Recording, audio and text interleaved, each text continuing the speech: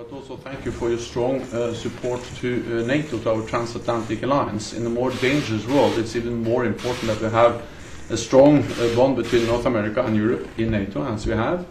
And the United Kingdom contributes to our collective defense in many different ways. You lead the multinational battle group in Estonia. You keep the skies over our eastern flank safe with the UK air policing, and then you also contribute a lot of ships, maritime capabilities to our naval missions and patrols. And then, of course, the United Kingdom has been and is a lead nation when it comes to providing support to Ukraine. You have trained Ukrainian soldiers for many years, but now actually you stepped up after the invasion. And as you mentioned, I visited the UK training facility where I met brave Ukrainian soldiers being trained by UK trainers, but also trainers from other NATO allied countries.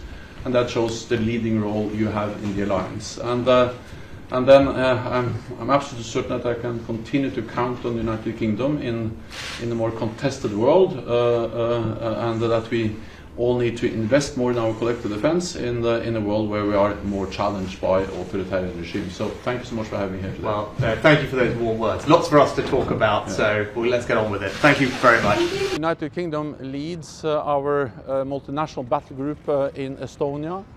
The United Kingdom keeps the skies over our eastern flank safe by being part of our air policing in the eastern part of the alliance, and British naval ships are an important part of NATO patrols around NATO territory.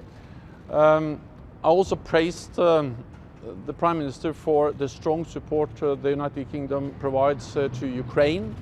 This morning I visited one of the training sites for Ukrainian soldiers. I saw here in the United Kingdom, and I saw the brave young Ukrainian soldiers being trained by British trainers, but also trainers from Canada, from Lithuania, from other NATO allied countries, proving how the United Kingdom plays a key role in leading our efforts in providing support to Ukraine.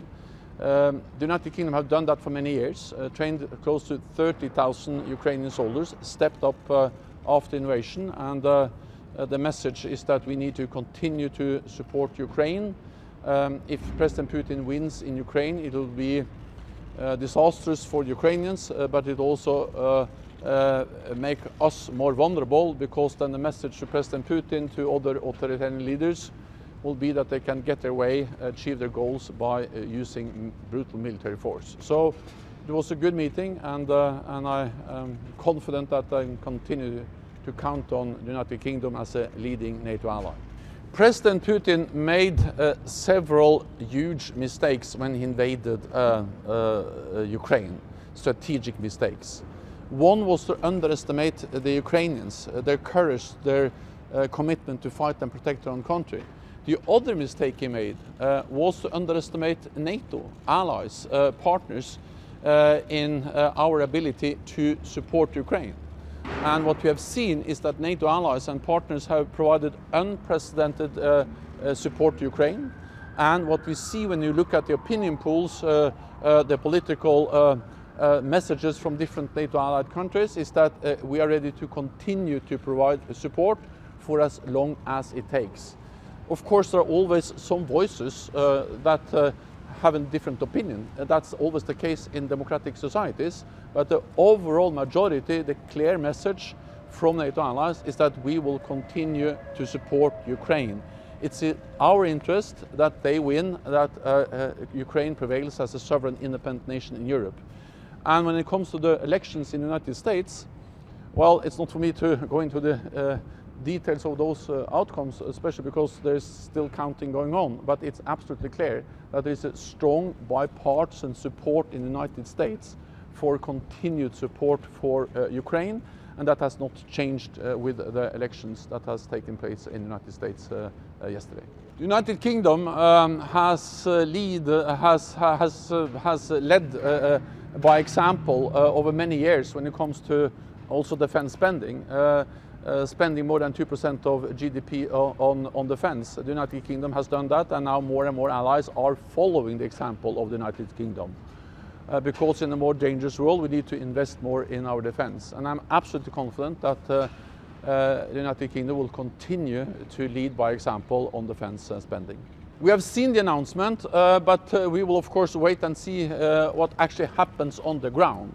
What we do know is that Russia has been pushed back, first from the north around Kiev, then in the east around Kharkiv, and then actually we see slowly how the Ukrainians are able to push back the Russian forces also in the south around Kherson.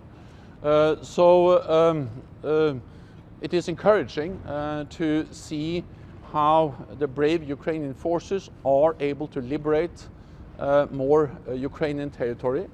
The victories, the gains the Ukrainian armed forces are making belongs to the brave, courageous Ukrainian soldiers. But of course the support they receive from the United Kingdom, from NATO allies and partners is also essential. So the support we deliver, including the training I saw this morning here in the United Kingdom, is essential. It will continue, and that is also the message when it comes to the situation around Ukraine, that we will continue to support, around Kherson, that we will continue to support Ukraine.